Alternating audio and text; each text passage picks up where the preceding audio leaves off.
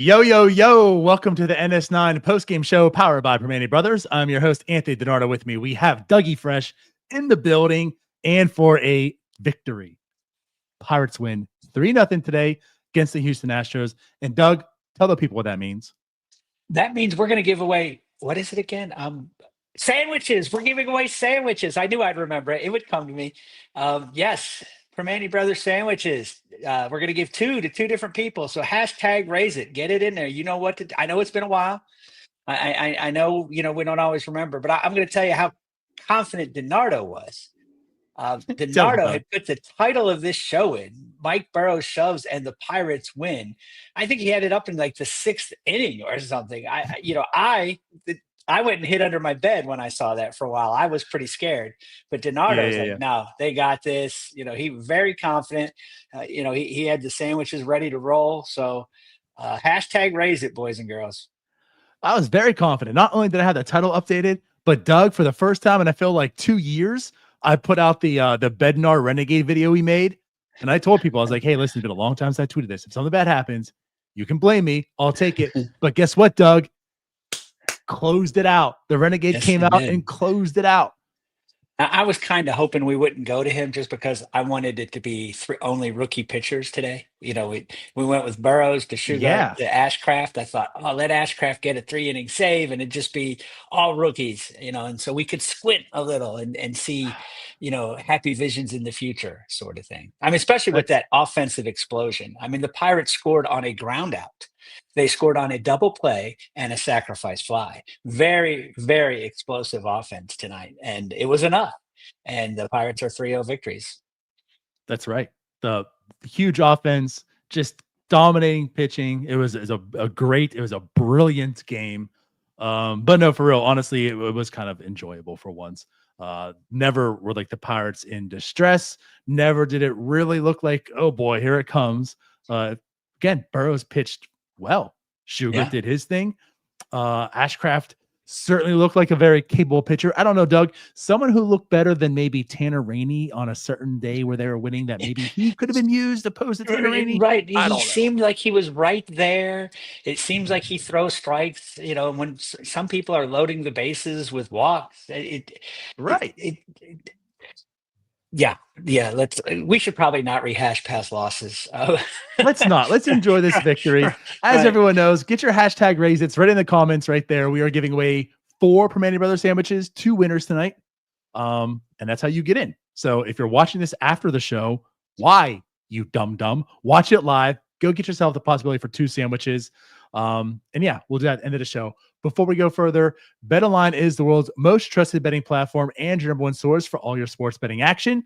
With baseball season in full swing, we're deep into the NBA and NHL finals, and BetOnline has more ways to stay on the action with the latest odds, news and scores, even live in-game betting while the games are being played. We keep the dog days of summer rolling with the largest selection of odds on everything, with updated odds on MLB, UFC, and boxing to tennis and NFL futures. BetOnline remains the best online source for all your sports wagering info.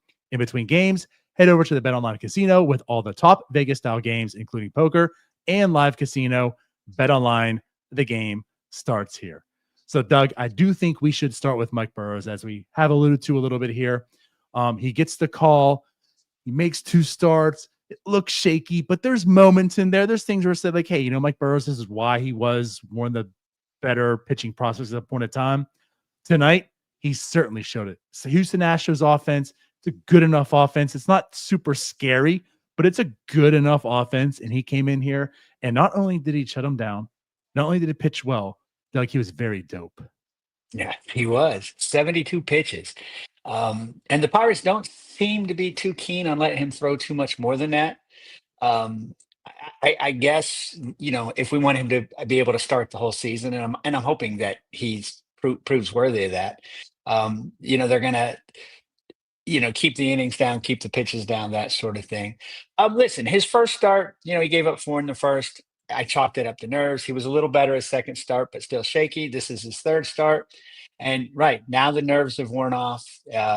Not too many people in the stadium, so didn't have to worry about embarrassing himself in front of a lot of people. And yeah, he just dealt. He was aggressive. He threw strikes. He looked like the pitcher that we were all excited about, 2 or 3 years ago, and then he got hurt and we just wrote him off.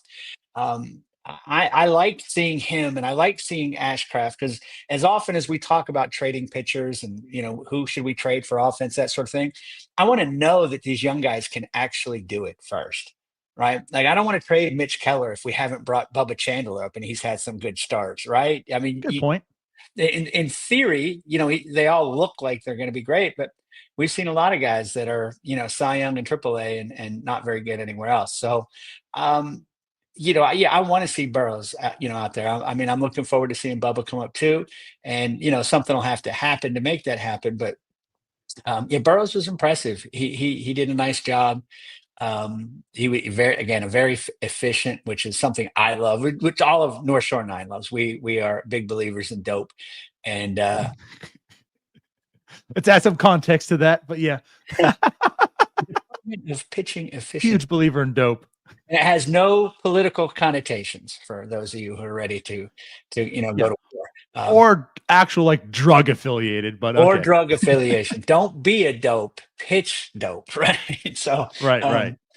Yeah, I mean, it again, when you see guys like this, this Houston lineup is not a great offensive lineup, but they are a professional team, a well-coached team. They've got good players. They know what they're doing.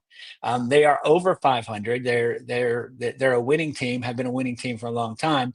And if you're shutting them out for 5 1/3 innings, you're doing a pretty good job. That's right. And he did exactly that. You talk about the efficiency, right? Department of Pitching Efficiency, the official name for dope. But yeah, 5.1, 5 innings, 6 strikeouts, no walks. Again, like, he was just very, very good today. The changeup was really, really good today as well for him. He was throwing, like, the big thing for him too. Like, he was throwing strikes, not balls. Right. Obviously, yeah. No, like I said, no walks. Yeah. Yeah. Like, he came out here and he showed why he was the pitcher of the year a few years back. Yes, the injury happened. That kind of, I'm not going to say like an afterthought, but this organization has produced some talent. We see it now in the majors. Some, it's still down there in the minors. So like, you think of the Ashcrafts, right? You have the Polskines, the Bubbas, the Jared Jones, like, you down the list, right? A lot of exciting, sexy names can pass you up when you're, rehabbing on the side. So yeah. And like, it's just unfortunate for Burrows because he didn't get that opportunity to show off what he was once. And there was some intrigue with him, and now he's getting that opportunity. And today, again, he showed it. So kudos to Mike Burrows.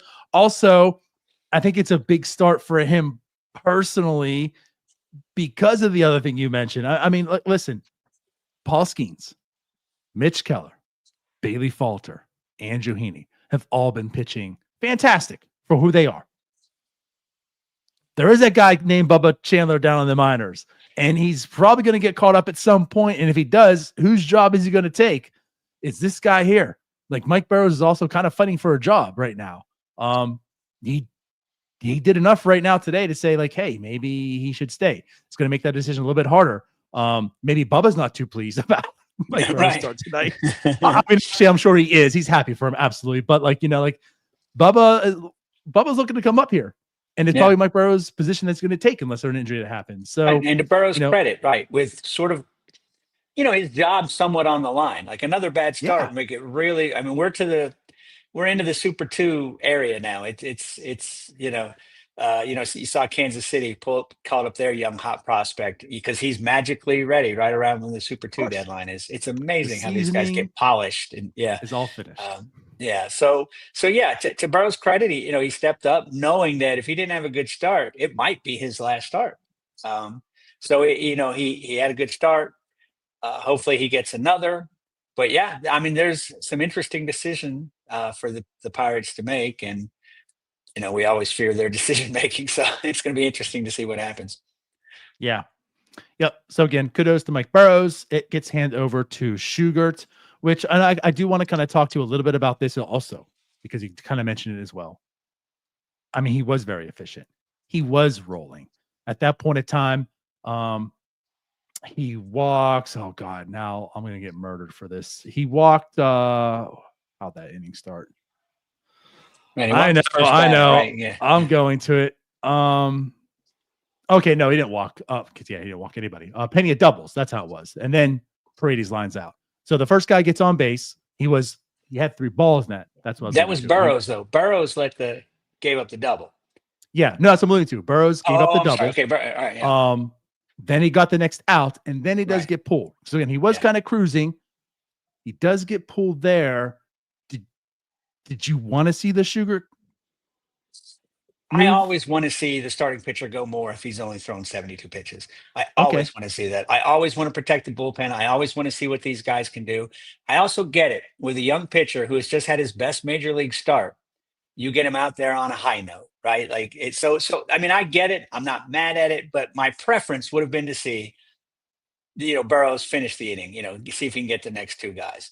But I mean, again, wins are very hard to come by for the Pirates, and if they think that Sugar has been great, he has not allowed a stranded runner to score yet this season. So you cannot fault what Don Kelly did today. But again, I'm always it's starter pitchers dealing. Let them continue on. But again, they seem to have a very specific plan who's keeping him. Because his first start, even though he'd give up the runs, he only threw 60 or somewhere between 60 and 70 pitches. So he's not he has not been pressed as far as pitch count yet in his major league career. Yeah. Again, I think it's a fair question to ask. I think you could side on both and be right in this situation. Of course, it worked out, so it's easier to be okay on that. I guess what I do appreciate is the younger pitcher coming out on a high note. They allowed him to get the out and then took him out. Sugar had to go just make 2 outs. So that's the other thing too. Like Sugar's also like relegated to like he can't go full inning for some reason. He's either getting the 1 out, the 2 outs, he's getting pulled. It's so odd how they won't even let him pitch an inning. So it's like we know we want to get Sugared in, but we can't have him pitch the full inning. So Burrows, you go out there and get us the 1 out, and then we can get Sugared in here. Right. Again, I'm kind of indifferent. He was cruising, so like but they're doing a similar thing with Bailey Falter, right? They're not letting Bailey Falter go, and Bailey Falter has thrown more, but they're getting him out early too. I mean, I don't think he's got into 90 pitches yet, and he's cruising in some of his games, and obviously he's got more of a track record. So they obviously have some sort of master plan in place here with some of these pitchers. And again, as long as you keep getting out of these starts with a win, I'm not, I believe in preserving the bullpen as much as possible, but again, they seem to think they know what they're doing. So, yeah. And again, like fair point. Like if this is Paul Skeens, I'm absolutely pissed off. Yeah. Right. This won't be Paul Skeens though, right? Because it's Burrows, because it's third start, because he's had 2 poor starts ultimately. I mean, his ERA was like in the 8s before the game entered. Getting him out here, he pitched well, getting on a high note. I also can appreciate that with Ashcraft going today. Ashcraft can be used in multiple innings, which he was. So maybe knowing that in your back pocket, if you can get me the 2 outs, I have Ashcraft give me the 2 innings, and then I go to my closer, whether it be Santana or Bednar, whatever it might be. Today was Bednar, of course. I don't have too much of a problem with that being like the game plan. Again, most of that is because you have Ashcraft at your disposal. Right. So again, it worked out. You can't complain about this. I mean, again, it worked out great. They got the 3-0 shutout. Nobody, threw too many pitches, overpitched, overtaxed himself. So, it worked perfectly fine. So there's no really second guessing it. Again, like I said, if I had my druthers, I'd have let Burrows pitch, but I'm not at all upset how this turned out. Yeah, for sure. And again, to talk about Chase Sugar, I mean, he's just doing what he's pretty much been doing all year. He comes in. Now he gave up the leadoff walk that got gone first and second, but he gets out of the inning. No damage. He comes in, gets the 2 outs. Again, like Chase Schubert has been good in this role. He Nice comes story too. in, His he family does was his in job. attendance for his first time in That's right. Pittsburgh. That's a nice story. His grandparents are there. So, yeah, I mean, again, it worked. It seems again really peculiar to me that he can't go a whole inning lately, but um, it worked. And then Ashcraft did his job, and Bednar did his job. So, hashtag raise it. Yeah. Yeah. Chase Schugert's ERA down to a 3.33. The guy doesn't really walk many. He doesn't, all right, he walks 4.44. Doesn't really strike out many, 5.55 per nine. But again, like he is doing the job. I don't look at Chase Schubert as like, okay, this is a guy staple on the bullpen for the future. But again, for a guy who had no expectations, wasn't part of this bullpen, he's kind of been a big piece of this bullpen so far this year. He's kind of been that glue to get over to the dogs. Yeah. And then Ashcraft was one of the dogs today. Ashcraft looked phenomenal. I mean, he looked good. You see the stuff there. It's filthy. I know it's just in 2 innings. I know he's in the bullpen, but I also like Ashcraft being part of this bullpen. Like I thought last year this was a good opportunity for him, and I think this year can be as well. Like the guy's got a lot of talent. I know injuries are a part of his history. I know he doesn't have a lot of innings. I know there's a lot of starting pitching to go around, as we're already talking about right now. So I think I think Ashcraft being in the bullpen like that Luis Ortiz role last year, if he can take that over now for this year, I think that's a perfect match for him for the rest of the year almost, because this bullpen needs guys that can pitch well, probably some guys that can pitch multiple innings. And he can do that, especially with Carmen Majinski not there now.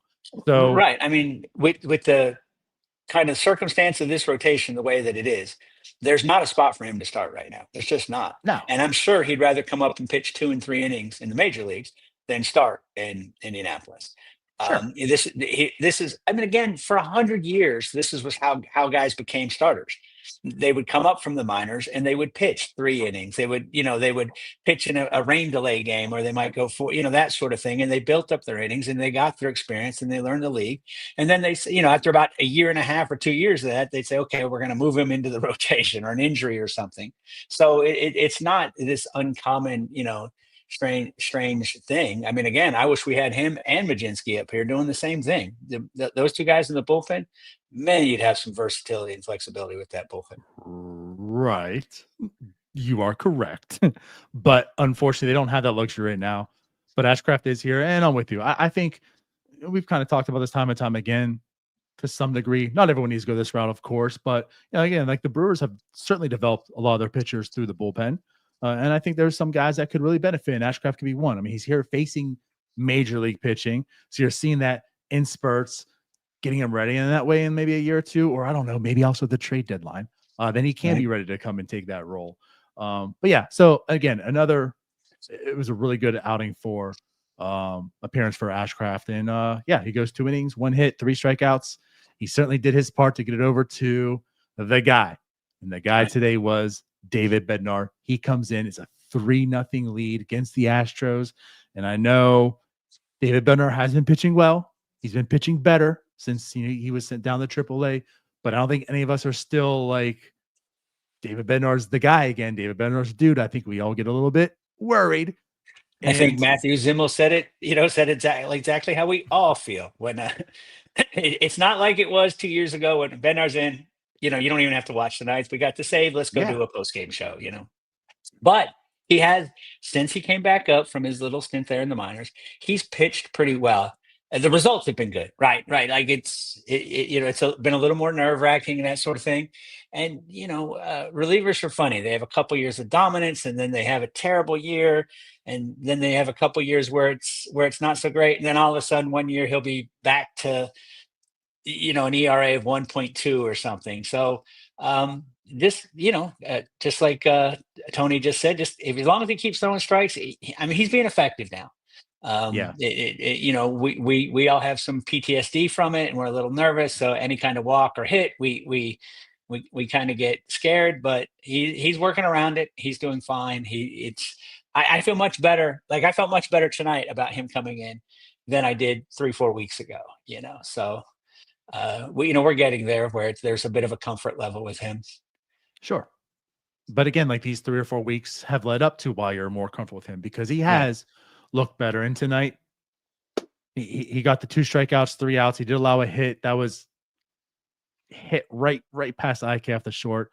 It happens. It is what it is. It wasn't like he got blown away and got crushed or whatever. And nobody was crushing anything. Exactly. It was a fine outing, right? Fine outing for a closer tonight.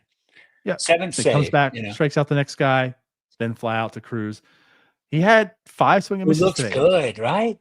Doesn't Cruz look better in center field? I know it's a little off topic, but I'll tell you what, because we're going to transition over anyways. But yeah, Bednar 5 swing and misses today. Again, the stuff has always looked good. It just didn't seem like he was right. Now he's looking more right with the stuff still being pretty good. But yeah, so again, 5 swing and misses today, 45% whiff rate. He gets the 2 strikeouts. David Bednar closes the game, and they win. But yeah, let's go ahead and pivot because you're absolutely correct. I mean, Odell Cruz has looked much more comfortable also put up there. Like, it doesn't look awkward. It doesn't look like his mind's racing. He's gliding now. I think Bob Walk said it best. It's like, he used to look like he was a pitcher out there shagging. He just wasn't sure. Everything looked awkward. Everything looked uncertain. And now he looks like an outfielder, right? I mean, he's still going to make his mistakes. He still, kind of loses his focus sometimes. But he is getting to some of these balls easily, comfortably, in stride, that sort of thing. And he looks like a professional outfielder. And again, he does not have a full season of playing center field. So, to learn the nuances of anything, it's going to take some time. Oh, you must be pumped, right? You took on the NS9 prediction show, you said the over on 50 for home runs and steals. I'm a genius. What is it? 30? He's at 34 now total, I think. Probably. Yeah, nice. Yeah, like my hot take, I said on Bucko Banner was he was gonna have, I think, over 40 steals. Well, again, like, not talking about the home runs. He's going to have a big year of stolen bases. And of course, if I believe he's going to have 40 stolen bases, he's going to have over 50 combined. But absolutely. And it is funny because he's not doing it. I mean, the power's there, but it's not like he's on a 40 home run pace. Yeah, he's not doing an Aaron Judge 22 on the years. Right. Yeah, 22 stolen bases on the year. I mean, the guy is just flying out there. He's aggressive. And he you feel like every time he gets on first base, he's going to steal.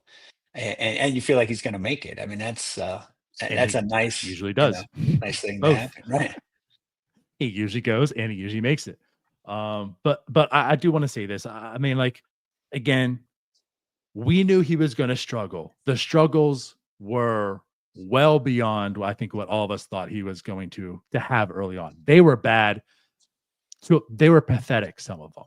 Now, there is some understanding. There's some rationality to it. Like, hey, this is a complete learning curve. Again, we thought the learning curve was not going to be as severe. But again, like, now, like, we are seeing, like, he's not just not that bad of an outfielder. Like, again, he has -7 defensive runs saved. He got the -7 defensive runs saved, I believe, about a month ago. Like, he is steadily been just a fine outfielder. Like, he's not winning games defensively.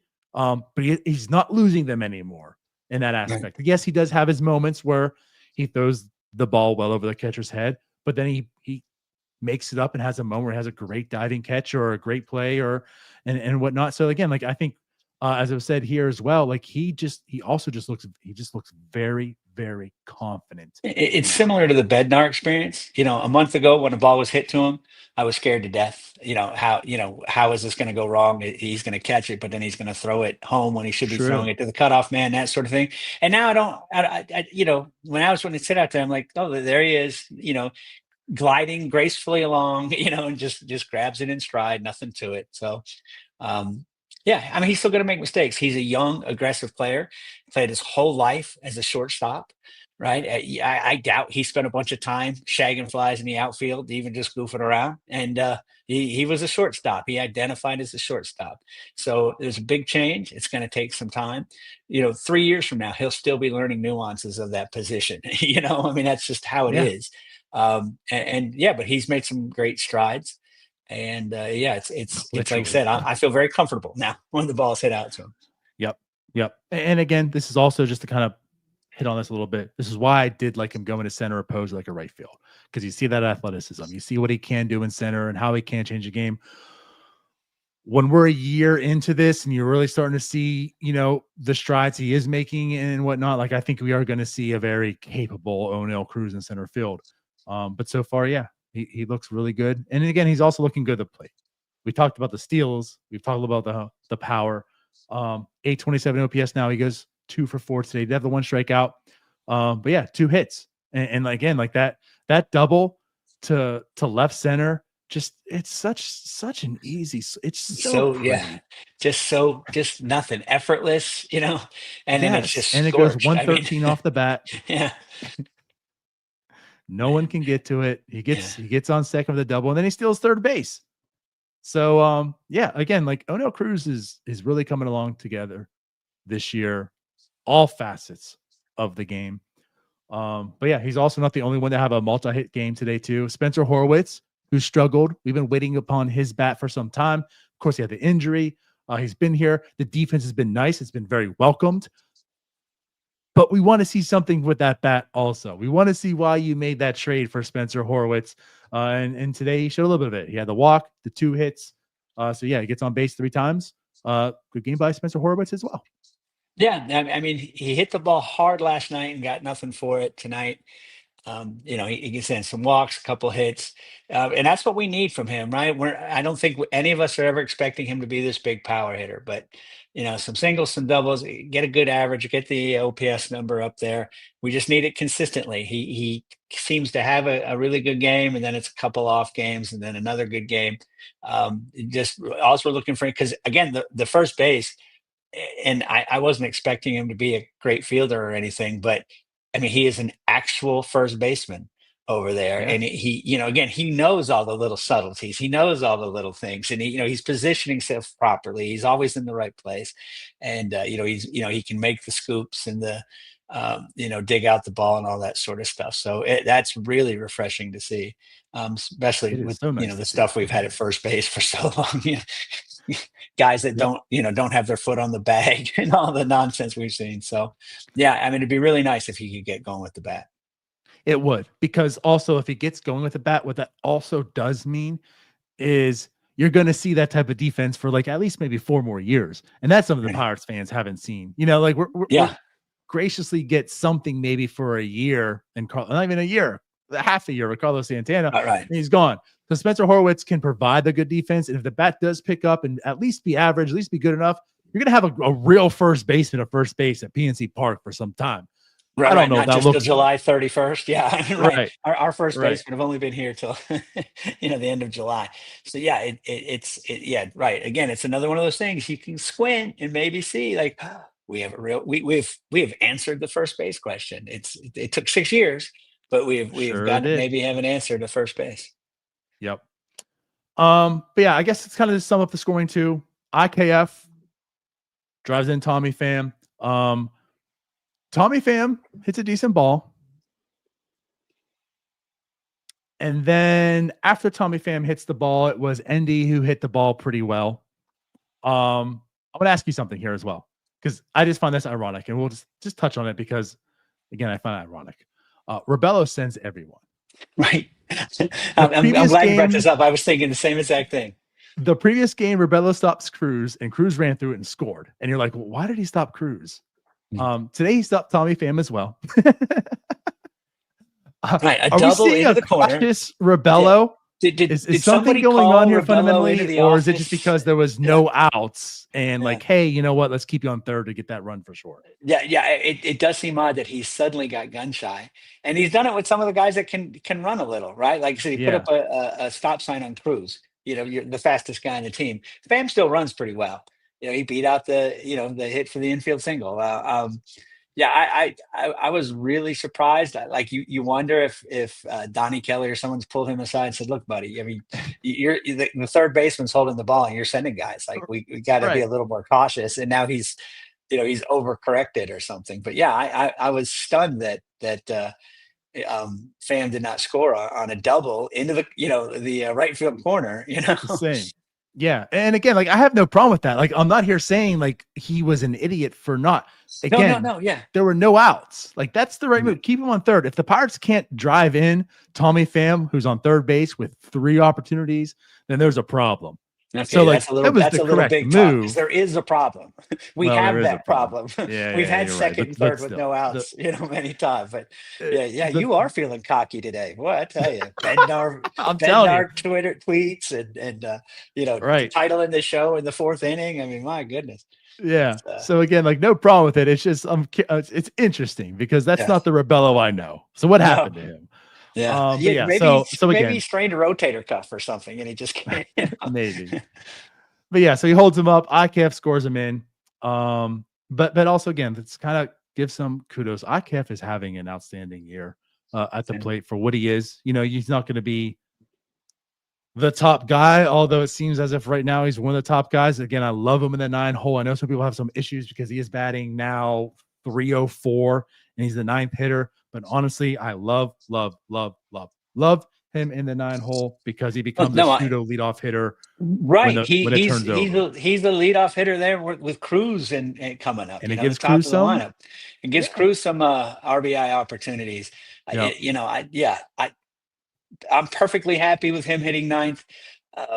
Again, it helps turn that lineup over, helps get to the big guys.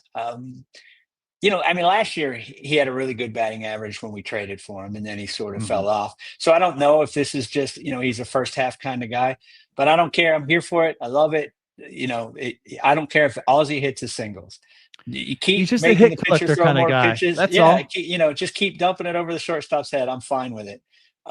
We need Matt some Haig of that. effect. Yeah, we need. He left Matt Haig. Now I got him back. Yeah, that's what it was. Yeah, but yeah. Anyways, Pirates win 3-0. Is a good win. Is a nice win. Is an enjoyable game to watch. And Doug, anything else you wanted to say before we give out these sandwiches? I did want to mention I spent part of the game going through lineups of the 1940s to see which ones Kutch could start for. And it turns out he could, just none of them. Right. I couldn't name a lineup from 2000 to 2009 that he could probably start for either. Kutch is just a terrible overrated player. No way he was going to beat out Mike Kingery back there in the day, or right. Yeah, I mean, MVPs are just dumb things. I want to say Omar Moreno was sort of my low-key favorite player in the 70s. Kutch would have beat him out. And in the 79 season, what's his face did not even know. He had 100 steals that year. He hit 282. Kutch still would have beat him out. I love Omar. Yeah. Omar Moreno, I love you. I wore number 18 because of Omar Moreno. But come on. Anyway, that's all. Let's give away sandwiches. Yeah, let's do that. That's for another show. But I mean, just that's for one of you guys' Mondays. The thing is, John Steigerwald's an idiot. That's all. But I digress. And he doubled down on it. I just love it. Oh, that was fun. That was fun, though. All right. So last chance, as always. Here it is. Your hashtag raise it. Get them in if you haven't so far. Doug, you know what these people have to do in the meantime as we allow them this opportunity? They have to like. They have to subscribe. They have to tell their friends about us. They have to, what else they need to join. They can join our Patreon. There's a lot of things you can do to support us. Make sure that we give sandwiches away. So, join the cult. We're here. There it is. And Doug told you, not me. So Doug said it. You have to do it now. Yeah, right. I mean, it's, one of us. Aiden Cameron, congratulations. Yeah, our first winner, Aiden Cameron. So also what you guys need to do if you win, go ahead and send us a DM on Twitter, Instagram, Facebook typically, or if you're in your Discord, you can do it as well. All we need to know is your email address attached to your Primanti Brothers app. If you don't have the app yet, go ahead and download it. Once you download it, sign up, send me that email address, and we'll get those sandwiches loaded to you. Also, what I want to say is the previous winners, work on it. Stay patient. Those sandwiches are coming, and there's some winners recently that haven't gotten the sandwiches yet. Little hold up with Primanti's right now with the conversion of sandwiches, but those are coming. Don't worry. All right. So with that said, let's go ahead and draw one more time. Hey, we got 2 more entries too.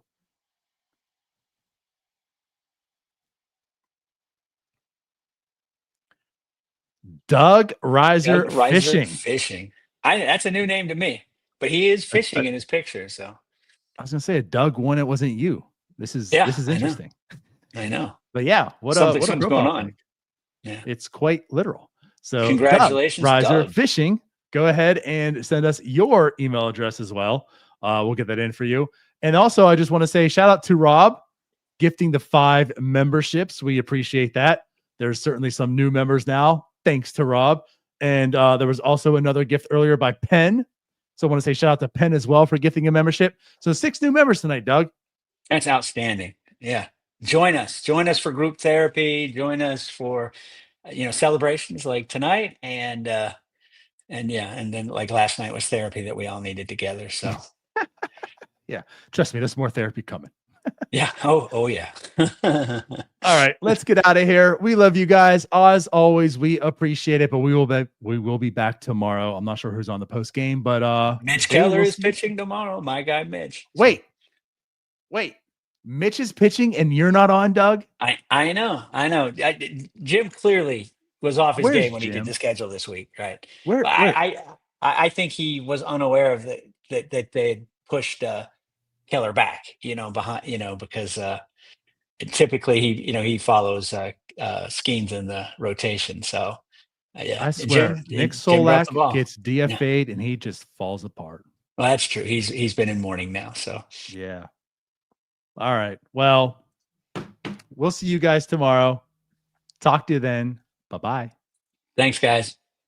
All right, that wraps up this episode of North Shore 9. Thanks so much for tuning in. Whether you're listening on the podcast or catching us on YouTube, if you enjoyed the show, please give this video a thumbs up and don't forget to hit that subscribe button if you haven't already. It really helps us grow. And if you're listening on the podcast, a quick review goes a long way in helping others find the show. Plus, be sure to tell a friend about us. There's always room for more here in the NS9 community. And for those looking to support us a little more, consider joining our Patreon, become an MVP member, and get exclusive perks while helping us continue to bring you more of the Pirates content you love. Thanks again for all your support, and let's go Bucks.